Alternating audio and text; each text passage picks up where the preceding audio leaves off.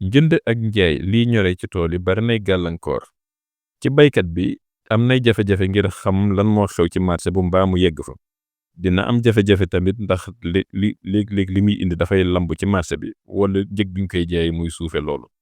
ki nga xam ne moom mooy jëfandikoo lii ñoree ci tool yi di ko lekk wala di ko jaayaat moom am nay jafe-jafe ndax léeg-léeg njëg yi kawe loolu qualité bi mu ciy bëgg du méngoog li muy jënd wala boog egg ci nga xam ni wala jot ci légumes yooyu jafe ci moom marché bi nag seetlu dañ ni place yi muy nekk day nekk place yoo xam ne jaxasoo na te setul looloo waral nag Basila Agro nga xam ni day indi xarala yu bees ngir jokkale baykat bi ak ki nga xam ne mooy jënd liy ñoree ci toolam yi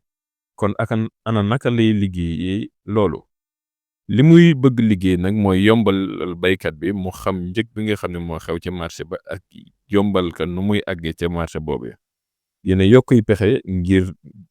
légume wala fruit yi nga xam ne ñu ngi ñor ci tool yi dootuñu gaaw a lambo ndax information yi ñu fay jotee te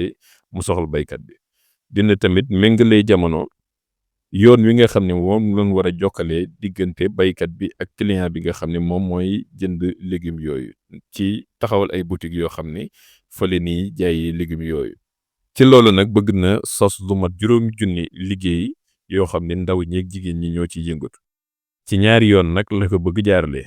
ñaari anam yooyu mooy benn bi mooy jaarale ko ci ay professionnels yoo xam ne loolooy nekk seen métier nga xam ne ay boutiques en ligne la leen di defal ak ay boutiques physiques yoo xam ne ci seen téléphone ñoom fu nu toll di mën a xam liy xew ci commande mën a tànn jënd en gros seeni produit teg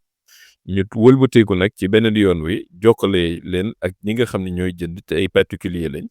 ko defee ñooñu dinañ mën a jënd en ligne jaarale fi seen téléphone ngir ëllëg sa ñu yegg ci place yooyu jëli seen commande fay foofu directement kon nag séntu nañ ci at mi 5,000 baykat yoo xam dinañ ñëw bokk ci plateforme bi ak téeméeri boutique yoo xam ne bën leen ubbi kon yow mi nga xam ni yaa ngi yëngatu ci wàllu mbay mi kaay nga bokk ci liggéey bu mag bi nga xam ne moo war a suqali mbay mu Sénégal ñii di Basila Agro nag dinañ ñëw ci Farmer Market mooy marché fermier bu Bango fii ci Ndar le 3 juillet 2025 ngir dajeeg baykat yi nga xam ne bëgg nañ inscrire ci plateforme bi